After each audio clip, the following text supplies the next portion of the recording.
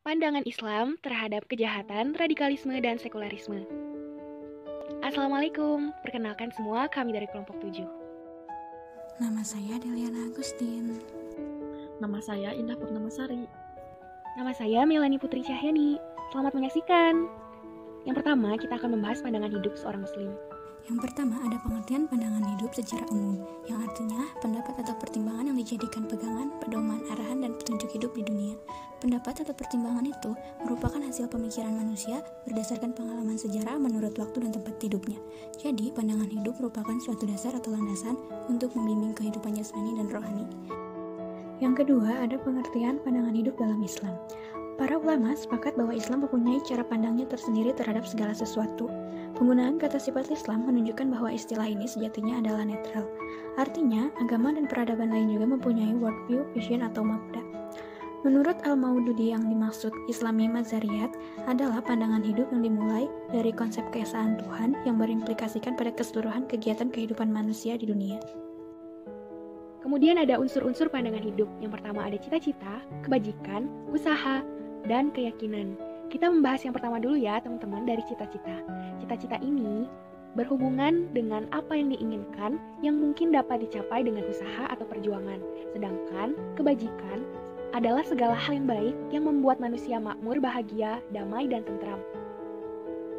Adapun usaha berhubungan dengan kerja keras yang dilandasi keyakinan atau kepercayaan. Sedangkan keyakinan diukur dengan kemampuan akal, kemampuan jasmani, dan kepercayaan terhadap Tuhan. Sumber pandangan hidup. Pandangan hidup banyak sekali macam dan ragamnya. Akan tetapi, pandangan hidup dapat diklarifikasikan berdasarkan asalnya, yang terdiri dari 3 macam, yaitu 1. Pandangan hidup yang berasal dari agama, ialah pandangan hidup yang mutlak kebenarannya. Sebagai contoh, pandangan Muslim atau orang Islam bersumber pada Al-Quran dan Sunnah Rasul, sikap, perkataan, dan perbuatan Nabi Muhammad SAW. 2. Pandangan hidup yang berupa ideologi yang disesuaikan dengan kebudayaan dan norma yang terdapat pada negara tersebut. 3. Pandangan hidup hasil renungan, yaitu pandangan hidup yang relatif kebenarannya. Pandangan hidup Muslim. Pandangan hidup Muslim terdiri dari 1. Pedoman hidup ialah Al-Quran dan Sunnah Rasulullah SAW. 2. Dasar hidupnya ialah Islam. 3. Tujuan hidup Muslim bahagia dunia akhirat. 4. Tugas hidup Muslim adalah ibadah kepada Allah. 5. Fungsi hidup Muslim adalah sebagai khalifah di atas muka bumi, yaitu menerjemahkan segala sifatnya ke dalam kehidupan sehari-hari. Selanjutnya sebagai penerus di solo ajaran Nabi, pengembang fungsi dakwah kepada segenap umat manusia. 6. Teladan hidup Muslim adalah Nabi Muhammad, utusan Allah. 7. Lawan hidup Muslim adalah setan. 8. Kawan hidup Muslim dalam arti khusus adalah suami atau istri yang taat kepada Allah dan semua orang yang pandangan hidupnya sama dengannya. Adapun karakteristik pandangan hidup Islam. Dalam pandangan Sayyid Qutb, karakteristik pandangan hidup Muslim terdiri dari 7, yaitu yang pertama, ada Rabbaniyah, bersumber dari Allah, artinya berasal dari Tuhan, sehingga dapat disebut sebagai visi keilahian. Yang kedua, bersifat konstan atau tobat, artinya tasawur al-Islami itu dapat diimplementasikan ke dalam berbagai bentuk struktur masyarakat dan bahkan berbagai macam masyarakat. Yang ketiga, bersifat komprehensif atau sumul, artinya tasawur al-Islami itu bersifat komprehensif. Yang keempat, seimbang atau tawazun, artinya pandangan hidup Islam itu merupakan bentuk yang seimbang antara wahyu dan akal, sebab memang wahyu diturunkan untuk dapat diimani dan difahami oleh akal manusia. Yang kelima, positif atau ijabiyah, artinya pandangan hidup Islam mendorong kepada aktivitas ketaatan kepada Allah dan sikap-sikap positif. Yang keenam, pragmatis atau waqiyah, artinya sifat pandangan hidup Islam itu tidak selalu idealistis, tapi juga membumi ke dalam realitas kehidupan. Yang ketujuh, ada keesaan atau tauhid. Artinya, karakteristik yang paling mendasar dari pandangan hidup Islam adalah pernyataan bahwa Tuhan itu adalah esa dan segala sesuatu diciptakan olehnya. Selanjutnya ada analisa perbandingan antara pandangan hidup Islam dan Barat. Jika kita bandingkan antara pandangan hidup Islam dan Barat, baik modern maupun postmodern, maka akan kita temukan perbedaan yang menonjol. Jika kita gunakan teori Thomas Wall, maka Barat modern maupun postmodern sejatinya adalah peradaban yang tidak berdasarkan kepada kepercayaan kepada Tuhan.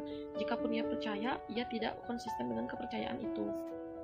Lebih spesifik dan parsial lagi, Ronald Inglehart dan Pippa Norris menggambarkan perbedaan Islam dan Barat berkaitan dengan kesetaraan gender dan kebebasan seks. Jadi, yang terjadi antara Barat dan Islam menurut mereka adalah benturan peradaban seks. Garis kultural yang memisahkan dunia Barat dan Islam bukanlah tentang demokrasi, tapi dari matrik pandangan hidup yang dipaparkan Thomas Wolfe yang terdiri dari konsep Tuhan, ilmu, realitas, diri, etika, dan masyarakat, bahwa pandangan hidup Islam berbeda secara diametris dan konseptual dari pandangan hidup Barat, baik Barat modern maupun Barat postmodern. Selanjutnya kita akan membahas kejahatan, radikalisme, dan sekularisme dalam Islam. Nah, sekarang kita masuk ke bahasan kejahatan atau jarimah. Kejahatan ini memiliki dua pengertian. Yang pertama pengertian secara umum dan yang kedua pengertian menurut Islam. Pengertian secara umum yaitu kejahatan adalah suatu perbuatan tingkah laku yang bertentangan dengan undang-undang dan merugikan masyarakat. Lalu menurut Islam, kejahatan adalah suatu tindakan yang dilarang oleh syara, Al-Quran, dan hadis karena dapat menimbulkan bahaya bagi jiwa, harta, keturunan, dan akal atau intelijensia. Lalu penyebab kejahatan itu apa saja? Kejahatan bisa disebabkan oleh dua faktor, yaitu faktor internal dan faktor eksternal. Faktor internal, sifat-sifat negatif yang ada pada diri manusia, sekaligus kelemahan-kelemahan yang menyebabkan seseorang bergelimang dalam kejahatan. Contohnya, kepicikan dan kebodohan. Kebodohan yang dimaksudkan adalah berkaitan dengan hati yang tertutup dan tidak mau menghayati dan menghargai eksistensi dari berbagai realitas yang terdapat di sekitarnya. Lalu ada kesombongan dan keangkuhan, menjadikan orang akan bersifat egoistis, berpandangan sempit, sehingga sukar menerima realitas di luar dirinya. Lalu yang terakhir ada keputusasaan dalam hidup. Lalu ada faktor eksternal atau faktor yang datang dari luar, seperti godaan setan, godaan manusia, serta lingkungan atau kesenangan dunia. Lalu, wujud kejahatan dalam Al-Quran itu seperti apa? Wujud kejahatan dalam Al-Quran itu diantaranya, yang pertama, kejahatan terhadap Tuhan, yang kedua, kejahatan terhadap lingkungan, yang ketiga, kejahatan sosial, yang keempat, kejahatan kultural, yang kelima, kejahatan ekonomi, yang keenam, kejahatan personal dan komunal. Yang terakhir yaitu akibat dari kejahatan itu bagaimana? Kejahatan ini bisa berdampak pada dirinya sendiri, kerusakan atau al-fasad, dan keburukan atau al-syar.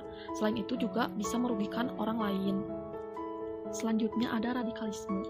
Radikalisme adalah suatu pandangan, paham, dan gerakan yang menolak secara menyeluruh terhadap tatanan, tertib sosial, dan paham politik yang ada dengan cara perubahan atau perombakan secara besar-besaran melalui jalan kekerasan. Lalu, ciri-ciri radikalisme itu seperti apa? Nah, ciri-ciri radikalisme itu diantaranya, yang pertama, mengklaim kebenaran tunggal dan menyesatkan kelompok lain yang tak sependapat. Yang kedua, perilaku beragama yang lebih memprioritaskan persoalan-persoalan sekunder dan mengesampingkan yang primer. Yang ketiga, berlebihan dalam beragama yang tidak pada tempatnya. Yang keempat, kasar dalam berinteraksi, keras dalam berbicara, dan emosional dalam berdakwah. Yang kelima, mudah berburuk sangka kepada orang lain di luar golongannya. Yang keenam, mudah mengkafirkan orang lain yang berbeda pendapat. Nah, yang terakhir, Islam itu mengajarkan sifat lemah lembut. Menurut Al-Ghazali, tumbuhnya sifat lemah lembut dalam diri manusia dapat dilakukan dengan cara melatih diri menahan amarah yang dapat menyebabkan timbulnya kekerasan terhadap diri sendiri maupun orang lain. Allah Subhanahu wa Ta'ala berfirman, yaitu orang-orang yang menafkahkan hartanya baik di waktu lapang maupun sempit, dan orang-orang yang menahan amarahnya dan memaafkan kesalahan orang. Allah menyukai orang-orang yang berbuat kebajikan. Quran Surat Al-Imran ayat 130. Kita masuk ke bahasan sekularisme ya teman-teman. Pengertian sekularisme. Sekularisme ini secara etimologi berasal dari bahasa Latin, seculum yang memiliki arti waktu tertentu atau tempat tertentu. Adapun sekularisme secara bahasa bisa diartikan sebagai faham yang hanya melihat kepada kehidupan saat ini saja dan hanya di dunia ini. Dalam Kamus Besar Bahasa Indonesia disebutkan bahwa sekularisme adalah paham, pandangan, atau ideologi filsafat yang berpendirian bahwa moralitas tidak perlu didasarkan pada ajaran agama. Dengan kata lain, sekularisme adalah paham keduniaan dan kebendaan yang menolak agama sama sekali. Lalu, adakah pencegahan kejahatan, radikalisme, dan sekularisme? Tentu ada teman-teman. Untuk diri kita sendiri, menurut Islam, kita dianjurkan untuk meningkatkan keimanan dan ketakwaan kepada Allah Subhanahu wa Ta'ala. Juga kita dianjurkan untuk memperketat praktik peradilan hukum di lingkungan masyarakat. Kita juga dianjurkan untuk berguru dengan para ulama atas ilmu yang baik dan benar. Sedangkan pemerintah sendiri sudah menyiapkan langkah-langkah strategis untuk pencegahan kejahatan, radikalisme, dan sekularisme. Di antaranya ada rehabilitasi, reedukasi, resosiasi, pembinaan wawasan kebangsaan, pembinaan keagamaan, dan kewirausahaan. Alhamdulillah, materinya sudah selesai. Terima kasih sudah menyaksikan. Semoga ilmu yang disampaikan tadi dapat bermanfaat bagi kita semua ya. Mohon maaf bila ada kesalahan. Wassalamualaikum warahmatullahi wabarakatuh.